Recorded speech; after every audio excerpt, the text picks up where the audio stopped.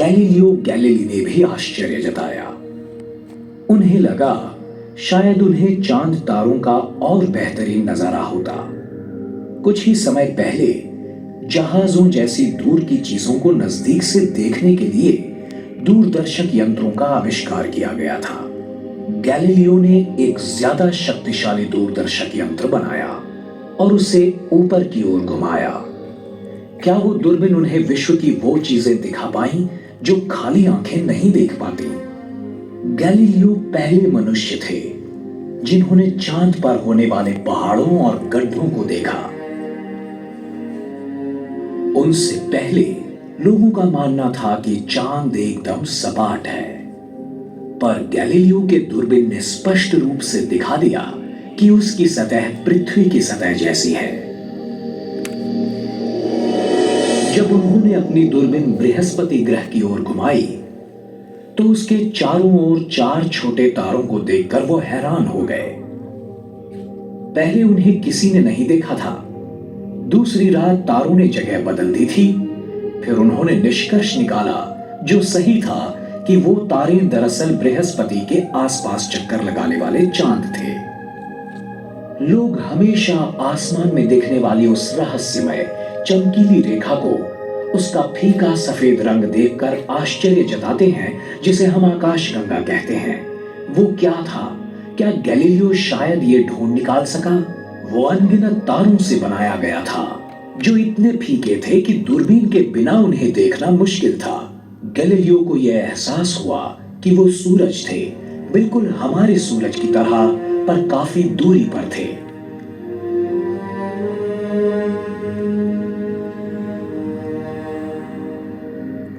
आज हमने विशाल दूरबीनों की रचना की है, जिससे हम गैलीलियो की दूरबीन से कई ज्यादा प्रतिशत दूरी पर देख सकते हैं।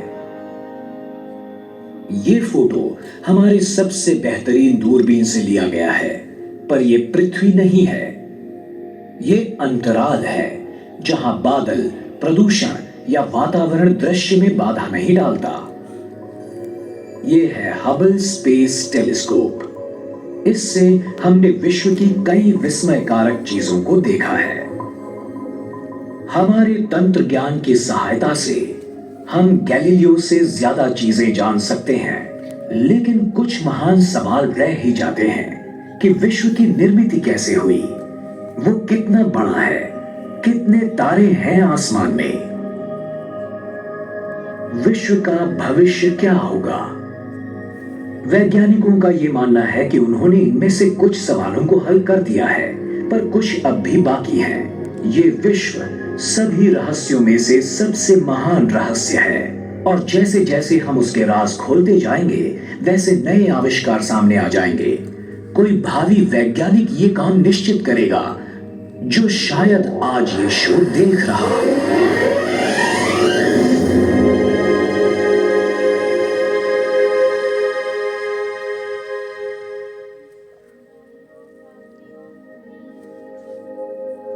आज के विज्ञान का अनुमान है कि विश्व की आयु लगभग 14 अरब वर्ष है।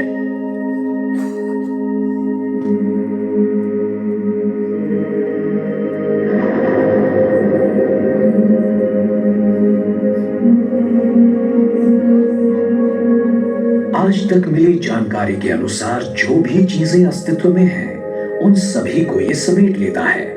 अति सूक्ष्म परमाणु से लेकर पूरी पृथ्वी तक, सूरज और अन्य ग्रहों से लेकर लाखों करोड़ों तारों और अरबों आकाश गंगाओं तक, हर जगह हर चीज में है ये विश्व। एक न सुलझने वाले रहस्य की तरह है ये। मानवीय इतिहास में घटी आश्चर्यजनक घटनाओं का स्रोत है ये। पिछले कई युगों में हम में से कुछ विद्वान व्यक्तियों ने विश्व के रूप के बारे में कई सिद्धांत पेश किए हैं, अपने पूर्वजों की कल्पनाओं को विस्तृत रूप देकर।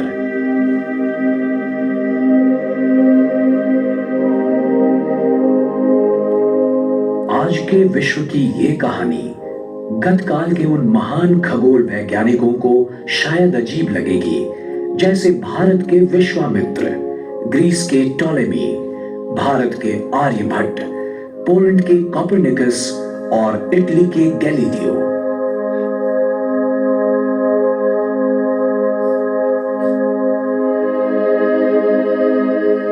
विश्व की शुरुआत कैसे हुई, इस बारे में हमें ठोस जानकारी नहीं है।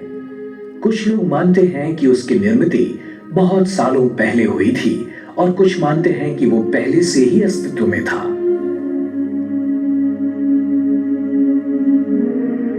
आज के विज्ञान का अनुमान हमें बताता है कि विश्व का निर्माण बिग बैंग नामक विस्फोट से हुआ लगभग 14 अरब वर्ष पहले।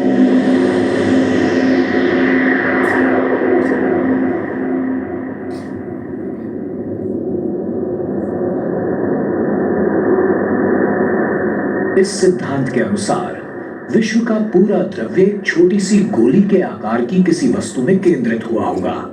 अचानक किसी कारणवश उसमें धमाका हुआ और एक विश्व का निर्माण हुआ जो भयंकर तप्त और बढ़ते हुए आकार का था, जो बाद में धीरे धीरे ठंडा हो गया। जब उसका जन्म हुआ तब वहां सिर्फ ऊर्जा और गुरुत्वाकर्षण ही था। उस ऊर्जा में से कुछ ऊर्जा का रूपांतर हुआ भौतिक पदार्थों में। प्रारंभिक भौतिक पदार्थों में से जन्म हुआ मूल तत्वों का। पहली 30 मिनटों में ही हाइड्रोजन और हीलियम का निर्माण हुआ। बाद में जब तारों का निर्माण हुआ तब उनमें से अन्य मूल तत्वों की निर्मित हुई। लाखों वर्षों तक विस्तारित और ठंडे होने की प्रक्रिया के बाद विश्व ने अपनी प्रारंभिक अवस्था से बाल्यावस्था में प्रवेश किया। उसके बाद बहुत सारी दिलचस्प घटनाएं घटने लगी। गुरुत्वीय आकर्षण से कुछ भौतिक पदार्थ इकट्ठे हुए और यहां वहां घने गुच्छों में बिखर गए।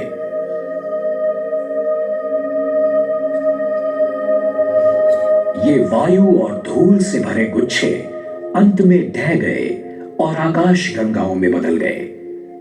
आकाश गंगाओं के हाइड्रोजन और हीलियम वायु बिखरकर उनमें से छोटे बादल बन गए। इन बादलों में से आकाश गंगाओं के पहले तारों का जन्म हुआ। शुरुआत में निर्माण हुए बहुतांश तारे अति विशाल थे, पर कुछ लाख वर्षों तक ही वो टिक पाए। फिर उनका विस्फोट हुआ प्रलयंकर धमाकों में, जिन्हें सुपरनोवा के नाम से जाना जाता है। जीवन के लिए आवश्यक मूल तत्वों का निर्माण इन विशाल तारों के आंतरिक भाग में हुआ। जब उनका विस्फोट हुआ तब ये मूल तत्व आंतरतारकीय अवकाश की कड़ी शीतलता में फेंके गए। इन सुपरनोवा के विस्फोटों ने दूसरी पीढ़ी के तारों के निर्माण की प्रक्रिया की शुरुआत की। जब तक विश्व की आयु कुछ अरब वर्षों की हुई, तब तक विश्व बहुत जटिल बन चुका था। विश्व की निर्मित के समय की प्रकाशमान ऊर्जा अब अरबों आकाश गंगाओं के विशाल समुदाय में फैल गई थी। इनमें से कुछ आकाश गंगाएं सर्पिल आकार की हैं, कुछ अंडाकार हैं और अन्य अनियमित आकार की हैं, जो आकाश गंगाओं के टकराव का परिणाम है।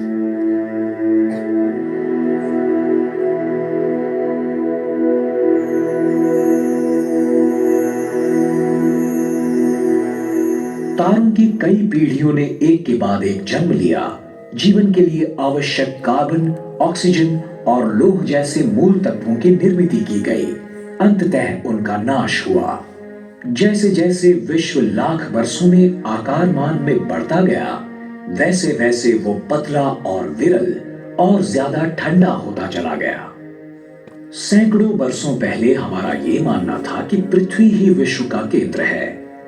बाद में विज्ञान ने यह साबित किया कि हमारा ग्रह और अन्य ग्रह दरअसल सूरज की परिक्रमा करते हैं। आज हम जान चुके हैं कि सूरज खुद एक तारा है, उन 4000 लाख तारों में से जिनसे आकाशगंगा बनती है। पर हमारी आकाशगंगा, जो अनगिनत तारों से बनी है, वो भी छोटी लगती है जब हमें ये महसूस होता है कि वो भी विश्व की अनगिनत आकाश गंगाओं में से केवल एक ही है। हमारी इस आकाश गंगा का निर्माण अरबों वर्षों पहले एक बड़े धमाके के बाद हुआ। मतलब अंदाजन 13.2 अरब वर्ष पहले। उसके सबसे प्राचीन तारों की आयु अंदाजन 10 अरब वर्ष है और सबसे नए तारे कुछ करोड़ों वर्ष की आयु के हैं। वास्तव में छोटे तारों का जन्म हर दिन होते ही रहता है। हमारा सूरज मध्यम आयु का तारा है। उसकी आयु है 4.5 अरब वर्ष। वायु और धूल से भरे एक बादल से उसका जन्म हुआ, जिसे हम सोलार नेब्यूला के नाम से जानते हैं। एक विस्फोटक तारे की मृत्यु हुई और उसमें से सूरज का जन्म हुआ। एक विनाश होते तारे के विस्फोट से निकली कंपन लहरों से सौर मंडल की निर्मिति की शुरुआत हुई। उस बादल से निकले वायु और धूल की अधिकांश मात्रा से सूरज की निर्मिति हुई और थोड़ी सी धूल और वायु इकट्ठी होकर सूरज के चारों ओर से छल्लों का तथा मलबे का निर्माण हुआ। इन छल्लों का बहुतांश द्रव्य इकट्ठा होकर उनमें से बुध, शुक्र, पृथ्वी, मंगल, गुरु, शनि, यूरेनस, नेपच्यून जैसे ग्रहों का निर्माण हुआ। द्रव्य के कुछ बचे कणों से प्लूटो जैसे छोटे ग्रह, ग्रहिका और धूमकेतु बने। 8 ग्रहों में से तीसरा ग्रह पृथ्वी एक ऐसे क्षेत्र में स्थित है जहां जीवन विकसित हो सकता है। शुक्र की तरह वो सूरज से इतना भी नजदीक नहीं है जहां पानी उबलता रहता है, और वो इतना दूर भी नहीं है जहां पानी का बर्फ बन जाए, जैसे कि मंगल। पानी जल रूप में जीवन विकास के लिए और उत्क्रांति के लिए आवश्यक है। शुरुआत में पृथ्वी काफी तप्त थी। वहां वातावरण का अभाव था। यथावकाश बाहरी सतह ठंडी होकर सख्त पपड़ी जैसी हो गई, जिसका अंतर्भाग पिघली हुई शिला से बना था। कई जगहों पर पपड़ी फाड़कर अंदरूनी द्रव्य बाहर आया और ज्वालामुखी बन गए। इनमें से तप्त लाल रंग का लावा और वायु बरसने लगे। इन वायुओं ने पृथ्वी का पहला वातावरण बनाया। एक सिद्धांत के अनुसार शुरुआत के इस वातावरण में स्थित बादलों से हजारों सालों तक अविरत बरसात हुई और महासागर बन गए। दूसरा सिद्धांत ये बताता है कि पृथ्वी पर स्थित पानी के समूह विशाल धूमकेतुओं के आघात से बने गड्ढों में बर्फ के टुकड़े पिघलने से बने। अगर आप हमारे ग्रह का जन्म आसमान से देखते तो नजारा कुछ इस तरह का होता। तकरीबन 4.5 अरब वर्षों पहले सूर्यमंडल के घनीभूत होने की प्रक्रिया शुरू हुई। 2000 करोड़ वर्षों के बाद पृथ्वी का निर्माण हुआ। 3000 लाख वर्षों बाद पृथ्वी पर वातावरण और महासागर बन गए। फिर 5000 लाख वर्ष बीत गए और नीले हरे रंग के शैवाल के रूप में जीवन के आदिम रूप प्रकट हुए। 5000 लाख वर्ष और बीत गए और जीवाणु तथा वनस्पति अस्तित्व में आए। उसके बाद करोड़ों वर्षों की कालावधि के दरमियान अधिक से अधिक जटिल जीवों का निर्माण होता रहा, पहले समुद्र में और बाद में जमीन पर।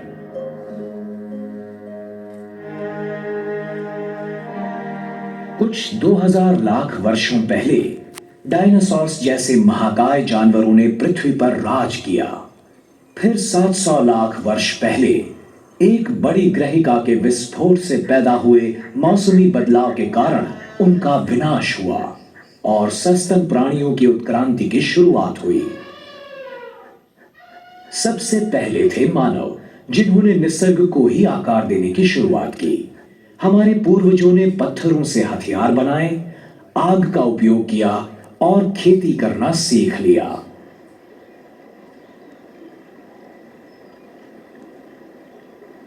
पथिकों और भटकइये लोगों से हम आदिवासी बन गए। जैसे जैसे जीना आसान हुआ, वैसे लोगों को आसमान की ओर देखने का ज्यादा समय मिलने लगा। रात के आसमान में दिखने वाले तारों के फैलाव को देखकर हमारे पूर्वजों ने परिचित आकार तथा प्रतिमाओं की कल्पना की, जिन्हें हम नक्षत्र कहते हैं। आज हम जान गए हैं कि पूरे आसमान में 88 नक्षत्र हैं।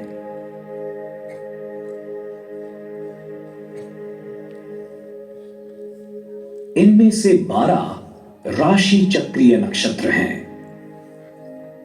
एक साथ देखें तो उनका आकार आसमान में एक पट्टी की तरह दिखता है। सूरज, चांद और ग्रह इस राशि चक्र के पट्टे से गुजरते हैं, ऐसा आभास होता है।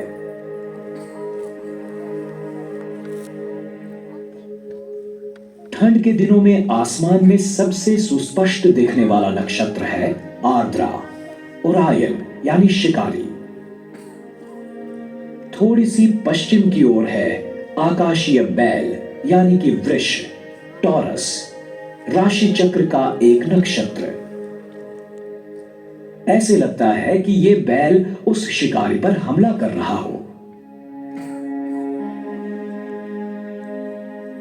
नारंगी रंग का एक विशाल तारा रोहिणी यानी कि एल्डेनबरन इस बैल की आंखों की जगह होता है। आर्द्रा की दूसरी ओर हमें व्याध यानी कि महाश्वान या कैनिस मेजर दिखता है, सीरियस यानी डॉग स्टार के साथ। सीरियस आसमान का सबसे चमकदार तारा है और वहां ऊपर है पपी डॉग, कैनिस माइनर। हीन श्वान तारामंडल जो अपने चमकने वाले तारे प्रोसियन के साथ है। प्राचीन काल में मानव जंगली जानवरों के साथ रहते और उन्हीं को आसमान में देखते थे, जैसे कि भालू। तो वहां है बड़ा भालू, सप्तर्षि या अर्सा मेजर, और नजदीक है छोटा भालू, ध्रुव मत्स्य या अर्सा माइनर। जैसे कि हम देख रहे हैं, बड़े भालू के शरीर से 2 तारे सीधे छोटे भालू की पूंछ की ओर निशाना बनाए हुए हैं, जो है ध्रुव तारा यानी कि पोलरिस। उसी के ठीक ऊपर हमें दिख रहा है लोकप्रिय राशि नक्षत्र लियो यानी कि सिंह। उसके आगे के पंजे के पास है एक चमकीला तारा मघा यानी रेगुलस। ये दरअसल 4 तारे हैं और पूंछ के नजदीक है डेनेबोला जो एक जवान तारा है। दक्षिणी आसमान में हम देख सकते हैं एक प्राचीन जहाज को, नौका मंडल को, जो है आर्गो। हमने इस जहाज को 3 नक्षत्रों में बांट दिया है। इस प्राचीन जहाज के पाल को कहते हैं वेला, इसका पिछला हिस्सा पपीज और नौतल को कहते हैं करीना। करीना का अगस्ती यानी कैनपस इस आसमान का दूसरा चमकीला तारा है। अगस्ती का उपयोग नौका परिवहन में दिशा दर्शक के रूप में किया जाता है। दक्षिण में एक और नक्षत्र है जिसका उपयोग भी नौका परिवहन में होता है। वो ये है जो 4 तारों से बनता है और आकार में क्रूस जैसा है। ये है दक्षिणी क्रूस यानी त्रिशंकु या क्रक्स। त्रिशंकु घेर रहा है एक सबसे बड़ा नक्षत्र नर्तुरंग यानी सेंटोरस को। लोगों को लगता था ये तारे एक सेंटोर के आकार में हैं, जो आधा मानव आधा घोड़ा था। नर्तुरंग के पिछले खुर में आसमान का तीसरा चमकीला तारा अल्फा सेंटोरी है, जिसके नजदीक है प्रोक्सिमा सेंटोरी, जो हमारे लिए रात के आसमान का सबसे नजदीकी तारा है। यहां ग्वाला नक्षत्र में बूटीज द हर्ड्समैन में हमें दिखता है स्वाति तारा यानी आर्कटरस, जो चौथा चमकीला तारा है।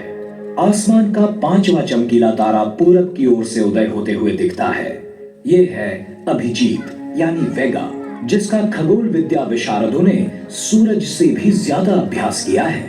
अन्य 2 चमकीले तारे डेनेब ऑफ सिग्नस और एल्टेयर ऑफ एक्विला के साथ वेगा एक लोकप्रिय त्रिकोण का आकार धारण करता है, जिसे समर ट्रायंगल कहते हैं। जिसका हर मई में उदय होता है, जो ग्रीष्म ऋतु के आगमन की सूचना देता है। किसी भी समय आसमान की ओर नजर करते हुए हम अपनी आंखों से देखते हैं लगभग 3000 तारे, जिनमें से कुछ ज्यादा चमकीले होते हैं, कुछ फीके, और कुछ को तो हम देख ही नहीं पाते। हमारी आकाश गंगा में मौजूद 4000 लाख से भी ज्यादा तारों का ये एक छोटा सा हिस्सा है। विश्व की विशालता को व्यक्त करने के लिए हम प्रकाश वर्ष यानी लाइट ईयर इस शब्द का प्रयोग करते हैं। मतलब एक वर्ष में प्रकाश जितना अंतर काटता है वो हमारा सौर मंडल आकाश गंगा के केंद्र से 3000 प्रकाश वर्ष दूर है। नग्न आंखों से हमें सबसे दूर दिखती है एंड्रोमेडा आकाश गंगा, जो हमसे 20 लाख प्रकाश वर्ष दूर है। और ये एंड्रोमेडा हमारी सबसे नजदीकी आकाश गंगा है। उसके परे 100 अरब से भी ज्यादा आकाश गंगाएं हैं, जो अरबों प्रकाश वर्ष दूर तक फैली हुई हैं।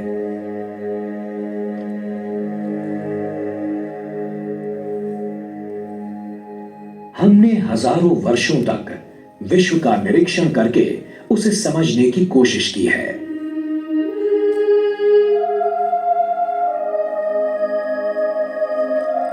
आज हम शक्तिशाली दूरबीन तथा कंप्यूटर्स का उपयोग करते हुए विश्व का एक सुबोध चित्र बनाने की कोशिश में लगे हैं।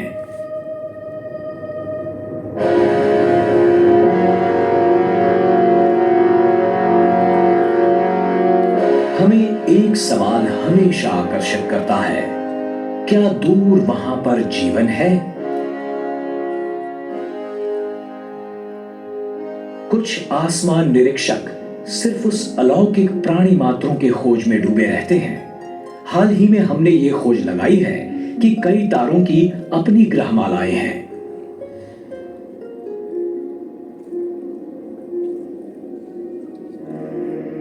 कुछ खगोल वैज्ञानिकों के अनुमान से विश्व में ऐसी अरबों जगह होंगी जहां जीवन संभव हो सकता है, पर अभी तक तो हमें विश्व में अन्य कोई जगह ऐसा कोई सबूत नहीं मिला है।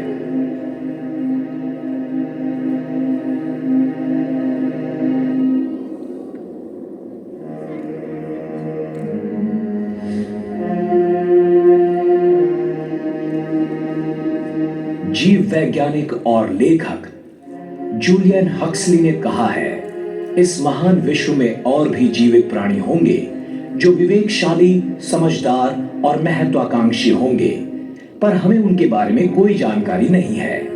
हम बस इतना ही जानते हैं कि मानव का मन और व्यक्तित्व अद्वितीय है और वो इस विश्व को प्राप्त हुई सबसे उच्चतम चीजें हैं।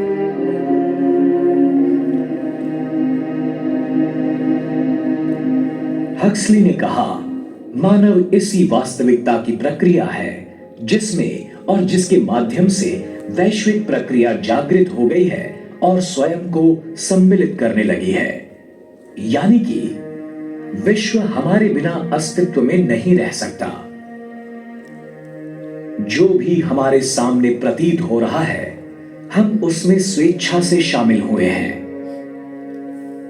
हम इस असाधारण पैमाने के विश्व के छोटे से भागीदार हैं। बड़ी अजीब बात है कि इस विश्व ने हमें हिस्सेदार बनाया है। प्रजातीय तौर पर हमारा भविष्य विश्व की होने वाली उत्क्रांति पर निर्भर है।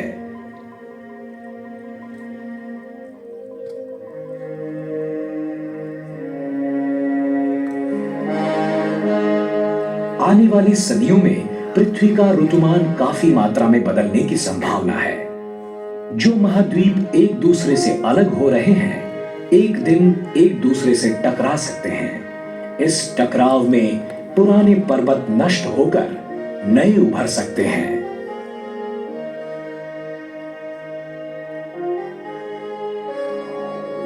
डायनासोर्स के समय जैसा हुआ था, वैसे ही एक बड़ी ग्रहिका पृथ्वी पर गिर सकती है।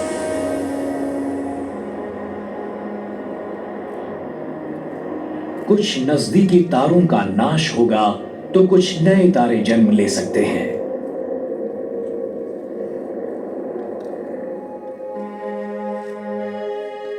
अरबों वर्षों के बाद सूरज भी एक महाकाय लाल गोले में प्रसारित हो सकता है और पृथ्वी तथा उसके परे सभी चीजों को समेट सकता है। अतीत में कुछ खगोल वैज्ञानिकों ने सिद्धांत रचा था कि हमारे बढ़ने वाले विश्व की गति में बाधा आ सकती है, वो रुक सकता है और वो ढह भी सकता है। पर इस सिद्धांत पर भी सवाल उठाए जा सकते हैं और इसका कारण है खगोल वैज्ञानिकों की हाल ही में लगाई डार्क ऊर्जा या डार्क मैटर की खोज।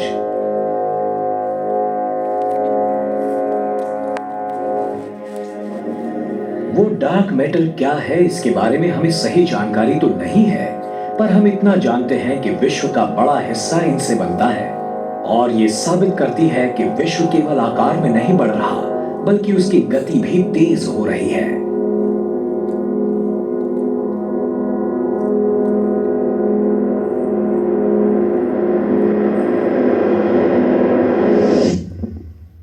आने वाली पीढ़ी क्या खोजेगी, किसे पता। शायद उनकी विश्व के बारे में हमसे बिल्कुल अलग ही समझ हो। जैसे ही एक महान रहस्य सुलझता है, दूसरा सामने आ जाता है।